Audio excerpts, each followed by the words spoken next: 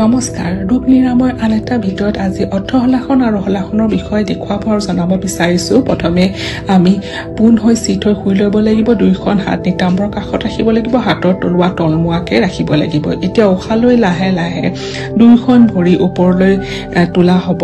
ভৰি দুখনৰ মজিয়াৰ পৰা প্ৰায় 90 ডিগ্ৰী লম্ব কোণত ৰাখিব লাগে। এতিয়া নিশা লাহে লাহে এৰি দুইখন ভৰিৰ মূৰৰ ওপৰলৈ আনিব লাগে। এইবাৰ পিঠি আৰু কঁকাল পোনকে উঠিব লাগে।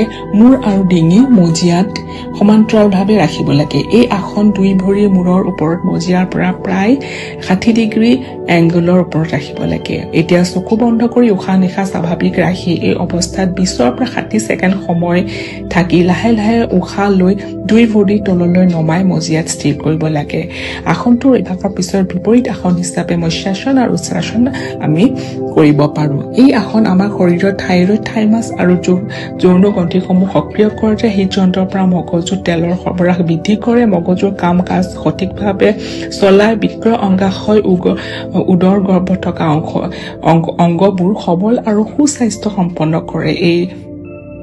এইটো ছাত্ৰ ছাত্ৰীৰ বাবে বহু উপকাৰী আসন হয়। তাৰ উপৰি কিছুমান সাৱধানতা আছে। হৃদযন্ত্ৰ, ৰক্তচাপ, হাঁপানি, ডিঙি ফুলা, মূৰ ঘূৰণি, মস্তিষ্ক ৰোগ আদি থাকিলে এই আসন কৰিব নালাগে। 10 বছৰ তলৰ ল'ৰা ছোৱালীয়ে এই আসন কৰিব নালাগে। গৰ্ভাৱস্থাত এই আসন নকৰাটো ভাল। তাৰ পিছত এতিয়া আমি হলাসনৰ বিষয়ে কওঁ। হলাসনটো অৰ্ধহলাসনৰ দৰেই। এতিয়া দুইখন ভৰি পোন কৰি ৰাখি আঙুলিত মজিয়াত লগাই দিব লাগে। হাত দুখন পিছফালে মজিয়াত তলমুৱাকে পোন কৰি ৰাখিব লাগে। এই আসন চকু বন্ধ কৰি উশাহ নিশাহ স্বাভাৱিক কৰি ৰাখি 20 পৰা 30 ছেকেণ্ড সময় ৰাখিব লাগে। এতিয়া উশাহ লৈ দুই ভৰি লাহে লাহে মজিয়াৰ পৰা ওপৰলৈ আনি আৰু পিছফালে নি মজিয়াত স্থিৰ কৰি ৰাখিব লাগে। এই আসনৰ অভ্যাসৰ পিছত ইয়াৰ বিপৰীত আসন হিচাপে মৎস্যাসন বা উচ্চাসন কৰিব লাগে।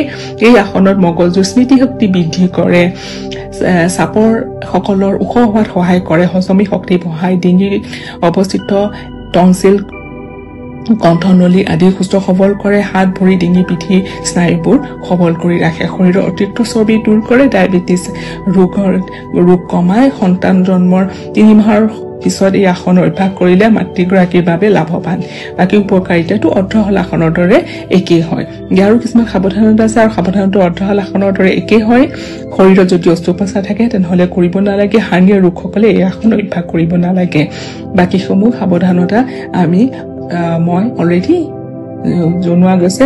অৰ্ধহলাসন আৰু হলাসনৰ প্ৰচিডিউৰ লাভৱান আৰু সাৱধানতাখিনি মন কৰি যদি কৰা হয় এই আসনৰ পৰা আমি বহুখিনি উপকৃত হ'ব পাৰো। ধন্যবাদ।